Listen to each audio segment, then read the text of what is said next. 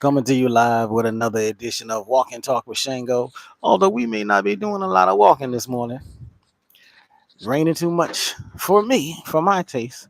Shango has shown and proved he don't care whether it's raining or not, but he don't want to go down them steps without me.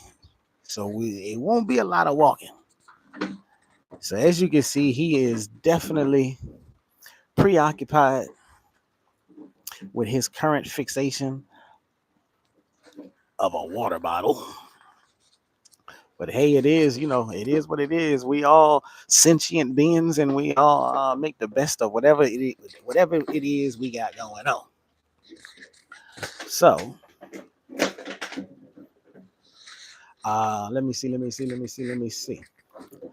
So, I am trying to give it a couple of minutes, see if anybody's going to join me. I see one person has entered. If you enter in the chat, tell me where you're from, where you're at, where you're listening.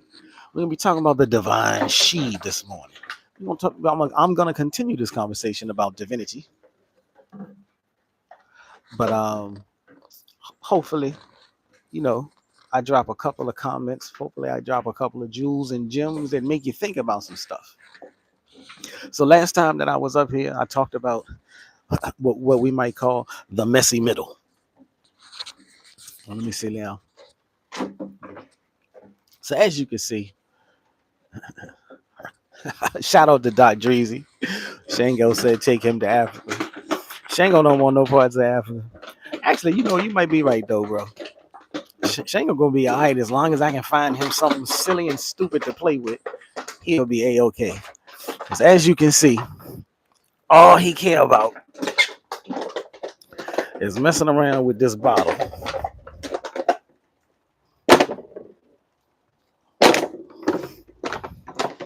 And he is enjoying himself tremendously. So rather than calling a walk and talk with Shango, I'm gonna call it a sit and talk. Cause I'm gonna be right here on the front porch at least enjoying a little bit of this cool weather. Now, if y'all know me, y'all know I really do prefer hot weather. And while I won't say that this is cold, this is cool. It's almost cool enough to make me run back to Africa. And now next time I go, I'm not taking Shango. So a couple of the homies gonna have to holler at me about looking after himself. Cause he ain't going with me to Ghana.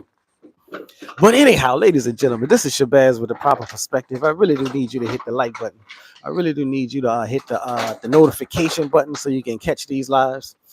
We talking about the divine she. We talking about the divinity.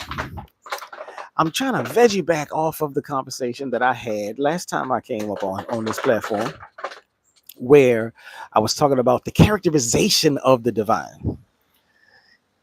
The idea was, is the divine, is it necessary, is it mandatory that we view the divine as good as opposed to bad or indifferent? And that's something I might be calling today the messy middle. So if you hear me say messy middle, that's in reference to my last, what was it? I believe that was episode 2. So about that messy middle, what I had said before was the real question is not, and it's funny, as soon as I said the real question is not, somebody came into the comments and said, so do you actually? But the real question is not, do you believe in God? The question should rather be, what kind of God do you believe in? What kind of God do you believe in? And I hope that crinkling noise ain't overpowering my voice. If it is, let me know, because I'm going to have to take that little water bottle from Shango. Say something in the chat if you can still hear me in spite of his loud noise playing activities. So again, I asked, what kind of God do you? I asked, do you believe in God? And I said, this is really the wrong question to ask. The real question is, what kind of God do you believe in? And so there was a little conversation, and we talked about the idea of a dystheistic God. We talked about the idea of a maltheistic God or deity. I got to keep saying deity because I don't really like the word God. And we'll get into that later. But the concept, the idea, the principle that a God, a deity who might be hostile towards your living experience. And so, and if not hostile, indifferent. And then if not indifferent, who might actually be cruel to you. And we talked about how agnosticism doesn't necessarily fit this form of thinking. We talked about how atheism definitely doesn't fit this form of thinking. So the idea was we're trying to get past the old school, the traditional, the tried and true, tired, one-dimensional picture of the divine. So that's just a recap on what we were talking about last time. Today, what we're going to do is we're going to take that one-dimensional picture and blow it wide open for you. Shout out to the 20 people who jumped in. Hopefully you stick around. We are talking about whether or not the divine can be viewed from the perspective of a different gender other than the he syndrome, other than the masculine. The erasure of the divine as something other than masculine, it doesn't just stop at the idea of what we talked about last time, the characterization of the divinity or of the deity. It also encapsulates this notion of gender. And so again, now, if you are of the mind where you kind of think, and shout out to Jai, who said, hi, peace to you with the halo emojis. Hit that like button, hit that subscribe button. But the notion, the idea that the divine, God, whatever you want to call it, is supposed to be encompassing all reality and all that is within and beyond reality. No limitations. Well, you can't have a limitless entity and then start limiting it with a gender. So, okay, so we come to this is the core problem. When we think about God, we're trained to think in terms of he. That's a limitation, ladies and gentlemen. That's a limitation. What if the divine isn't just a he? What if the divine is also a she? What if the divine is either also or in actuality an it? And so I asked this question, and I had a little brief discussion about etymology last time. So I asked the question, what if the divine, or no, did you know? Oh, the rain is picking up. Did you know that the word Holy Spirit, yes, I'm using air quotes. Did you know that the word Holy Spirit in the original languages of that book known as Bible? Don't come at me with, you can't understand the Bible unless you know the Greek. I ain't going there. That's not my bag. This is not a religious conversation per se. This is not an indoctrination conversation per se. But if you look at the Hebrew, since that's what those people were,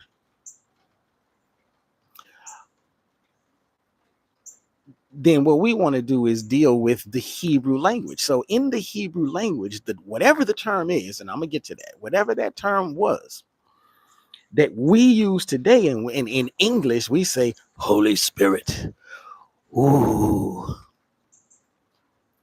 But the word Holy Spirit in those original languages of the Bible was actually feminine. Yeah, I said that. And you can fact check me if you want. In Hebrew, the word that is used instead of Holy Spirit, because that's English, the Johnny come lately language of the planet. But in Hebrew, the word is ruach. Now, don't start tripping. I can't put it on the screen, but ruach, ruach. If I said it wrong, that's fine. You can fact check me on my pronunciation. I'm always down to learn proper pronunciations. But again, so this word in the Hebrew language was ruach. And if we jump over to the Aramaic language, that same word is almost the same. It's almost the exact same, slightly different, but it's actually ruka. So you got ruach and you got rucha. But this is the word that you would find on the page if you were reading in Hebrew. And if you knew the Hebrew language, or if you understood the Hebrew language, you would know that when you see that word, that is a feminine gendered word, not a masculine gendered word. So my question kind of sort of would be, how do you have a feminine word, but then everybody wants to call that feminine word, that feminine concept, that feminine principle, he? Now I know this might sound strange, at least to some, because we speak the colonizer's language. We speak the enslaver's language. We speak the language of empire. We've been indoctrinated to learn. And in this language, at least right now in English, our understanding of English, he just lost it. He just lost his bottle, ladies and gentlemen. Let me see something. Shango, what's wrong? You done lost your toy, huh?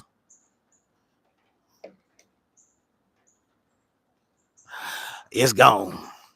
So anyhow, in this colonizer, in this indoctrinated language that we speak, this language lacks those distinctions. The English language is not as sophisticated. It is not as intricate. He gonna get that bottle. So let me see. Where was I? So even though we speak the colonizer's language, and it is English indeed, and the English language does not have these distinctions, that doesn't mean that these distinctions are illegitimate, unheard of, made up by me, or anything, sitting over there in the cuckoo nest. If you were to actually do some digging into languages and linguistics, you might be intrigued to see that gender is an intentional concept in many languages, especially the ancient languages. So that, again, I'm not making this up. And I'm just asking a question. So if that is the case, why are we so stuck? Why are we so closed off? Why are we so in this box of labeling the divinity a he? If you're into hip hop, you might remember this line, this lyric by Tupac. He said, and I forget which song it was. Tell me in the comments if you remember it. But he said, God coming, she just taking her time. I don't know if too many people caught that lyric. But okay, let me get off of hip hop and come on back to this little spiritual download conversation. So the fact that there is gender in language, and the Hebrew language is the one we're talking about because that's the one that is center to this book. That means that the earliest followers of Jesus naturally understood, when they heard ruach or rukah, they naturally understood spirit as motherly, as a feminine dimension. They didn't think ruach, he, the father. They didn't think that way. When they heard the word, they thought the mother, the holy mother. And it's even Jesus that uses the word in the Hebrew. So that's something to think about. If you want to do some digging, if you go look at the lost gospel of the Hebrews, many of those different types of books, they quote Jesus as saying, my mother, the Holy Spirit took me by one of my hairs and carried me to Mount Tabor. Yes, I dare to read the non-canonized books that the colonizers, the enslavers, those conquistadorial, warmongering traffickers of human flesh, our ancestors, wanted to keep hidden from everybody. all while they continue to read them. But hey, let me get back to my script. And you see me keep looking over to the side because Shango was bouncing back and forth. But this identifying of the divine as a she, as a divine she, as a holy mother, especially by the biblical protagonist himself, Jesus. It may sound strange today, and I know if you are a Christian and you're watching this, you're like, this dude's smoking something. But back then, it wasn't strange. It didn't sound strange. It didn't feel strange. It wasn't fringe. It wasn't pseudo. It was a part of the original diversity of the Jesus movement.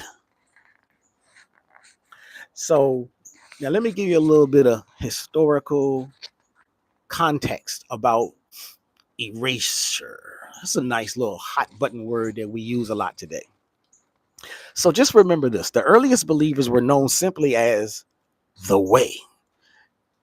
That's kind of like how that's what they called themselves, or that's what people called them, followers of the way. And one group, the Ebionites or Ebionites, Ebionites, Ebionites, they didn't even see Jesus as divine. If you were to, clearly we can't do it, but if you were to get into a spaceship and go back in that time and you ran into the Ebionites or the Ebionites and you started talking to them about Jesus the way people talk about him today, the deity, they would look at you like you crazy. Flip it, reverse it. If they were to somehow able to, if you bring them into today's world, they'd be pulling out their hair like, what have you people done? They didn't see Jesus as divine. They believe he was simply a chosen messenger. He was a prophet. They didn't see him as the living, breathing incarnation of the divine, of God himself. Now, I think it's kind of funny because I'm like, I've heard this kind of talk before. I don't know if you've heard this kind of talk before, but it almost sounds like what the Muslims believe. They got a phrase, Sirat al-Mustaqim. What in the world does that mean? Sirat al-Mustaqim, the way, the midway, the middle path. And it almost sounds like God's prophet, God's messenger, the prophet of Allah. So I think that's very interesting. But anyway, let's get back to the views of the Ebionites, and I'll stop editorializing so much. So the Ebionites' view of a single non-Trinitarian divinity, much closer to what we do actually see in Islam. Now, this ain't me editorializing. It was my thought. But then when I go to do the digging and asking the questions, historians, archaeologists, and even some religious people who are immersed in a full, comprehensive study of all religions, they would agree, they would affirm that this was at least adjacent to some of those ideas that one would find in Islam. But as the faith spread into the Roman Empire, and especially under the infamous, I'm gonna stop with my little characterizations, but especially under Constantine, I'm not gonna stop with my characterizations. Enter evil dictator. And yeah, I know he kind of sounds like Trump, but as soon as Constantine hit the picture, some things started changing. The picture started shifting. The patriarchal, male-dominated culture of Rome, they weren't about to deal with, they weren't about to bow down to, they weren't about to pray to some she character, some divine feminine character. So God was systematically recoded in male-only language. Pretty much the same way they began stomping out non-Trinitarians. The Trinity became Father, Son, and He, the Spirit. Texts that presented the Spirit as feminine or that gave women authority were suppressed. There goes the canon. And I ain't talking about Busta Rhymes. Boom! Y'all know what kind of canon I'm talking about. Well, at least I hope you do. If you don't, Lord have mercy, you got to look that up. I'm not talking about weaponry, technically. So, again, this whole notion of the divine being a he versus the divine being a she versus the divine being an it. This is the religious conversation that we're having today. Now, this was not just a Christian issue. This was an almost global shift. Patriarchy spread like wildfire. So there was almost a global shift towards the patriarchy. But let's look at the ancient examples that were in existence, that were well established for years, for eons, for thousands of years. So if you go back, let's go all the way back to Kemet. If you go back to Kemet, the feminine principle was at the very heart of the cosmos. All of the ideology, the mental framework, the spiritual framework, all perspectives in Kemet were grounded in an attachment to divine femininity. Don't believe me? Look it up. So for thousands of years in Kemet, you had a feminine principle. Several feminine principles. One of the most important ones was Ma'at. Now, Ma'at was the goddess of truth, justice, balance, harmony, order. You know, all the good was rooted in femininity. She wasn't a minor goddess. She was very high on the totem pole, so to speak. And I talked about the totem pole a little bit last time. So for thousands of years, you have this feminine principle at the heart of the cosmos. She was the foundational, love that word. She was the foundational principle of the universe itself. Her power and her wisdom were undeniable, unassailable. And even in Christianity, let's see, check this out. See, as soon as he hears some noise, Shango, what you doing? What you doing? I'm always trying to show him while he's standing around. But the rain has stopped, so we may get this walk in after all. So even in Christianity, the memory of the feminine divine or the divine feminine, it never fully died. It was willfully suppressed. It was bitterly oppressed. But it survived underground. Truth has a way of doing that. In Jewish Kabbalah, as the Shekinah, and if you don't know what Shekinah is, okay, I got you. I understand. I ain't know what it was technically until I looked it up. But Shekinah is the indwelling presence of God. So the idea that God is in you. But when they talk in that language, when they speak of the word or this concept, Shekinah, it is a feminine presence, not a masculine one. Once again. So now if you go look at Gnostic writings, and Gnostic, just for the edification of the shift of the program. When I say Gnostic, I'm spelling it with a G, Gnostic. So the Gnostic ideas or writings as Sophia. And what is Sophia? Divine wisdom. And there again lies a feminine base. Even Christian mystics like Julian of Norwich, who said, as truly as God is our Father, so truly is He our Mother. So again, why are we so stuck in calling the divine masculine? Why are we so stuck in using he and father and whatever other words we use for this masculine divinity, for this masculine connection to the divine? Now, I got some modern implications for you. The erasure of the spirit's feminine nature wasn't just a grammar choice. It wasn't happenstance.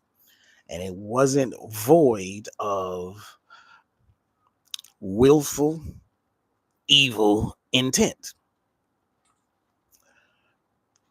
Now, it has reshaped how billions of human beings have seen that character named God, his twin rival, Jesus, and themselves. Shifting this word, shifting from she to he, has changed how people understand and connect to the divine. And yeah, that's exactly who I was talking about when I said that character. So to recover her, if we are going to, hold on, I tell you what, let me show you something. Shango, you want your bottle back, don't you?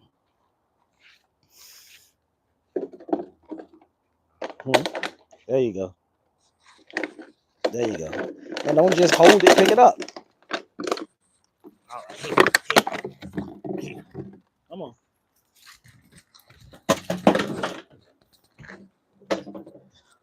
Now y'all see what I got to deal with. Go ahead, keep playing. Keep playing, Shango. Now, if you knock it back down them steps again, I was about to say, because that's your last shot. So y'all can still see Shango. Got 3 likes. Thank y'all for hitting the like button 3 times, 3 people or whatever. Where was I? I was talking about this whole the shift. No, that wasn't what I was talking about. What I was talking about is the idea of reclamation, reclaiming. We want to reclaim. Yeah, I'm lost in my notes now, bro. So the modern implications. So the erasure of the spirit's feminine nature wasn't just a grammar choice. It reshaped how billions have seen that character named God, his twin rival, Jesus, and themselves. This is exactly where I was. To recover her, it's not rebellion. Now, you'll have people tell you, yeah, you sell. I think in Islam, they call it innovation. You're making innovations with the word.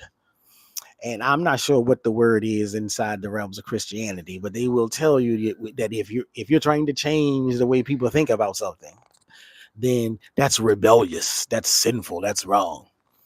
But here's the thing: even if that was an appropriate perspective to have, such change is dangerous. The truth of the matter is, according to that principle, you're not really rebelling, you're returning. If the patriarchy, if the he-isms were the Johnny-come-latelys, if the original groups of believers or whatever else you might want to call them, if they started off down the path saying she and imaging the divine as feminine and calling upon the divine as a feminine protector, then all of you patriarchal, masculine-minded worshipers, you guys are the ones who are guilty of the innovation. So to return to that original ain't a bad thing. Can't be a bad thing. To recover her, To recover she is not rebellion. It is remembering what was there before Constantine came onto the picture, before orthodoxy drowned out the mystics. So imagine what this means if we take it seriously today. And we're going to get into this one on the next one. I'm going to go a little bit deeper. But think about the virgin birth. The virgin birth no longer looks like a male god impregnating Mary, but it looks like a sacred collaboration of two mothers. Uh-oh. What does that mean? Well, this rocks the foundation of the ideology, does it not?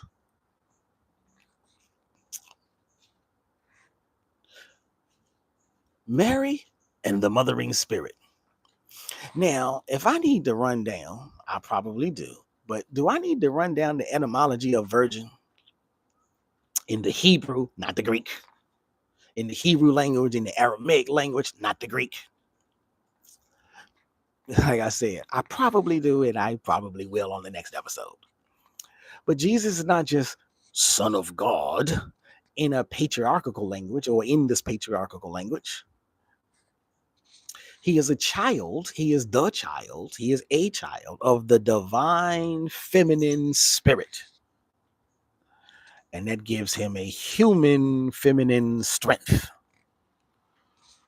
Now, I would say that this is a powerful. Now, of course, I'm going to say that is my opinion, but I do believe I would even say this is a dangerous idea.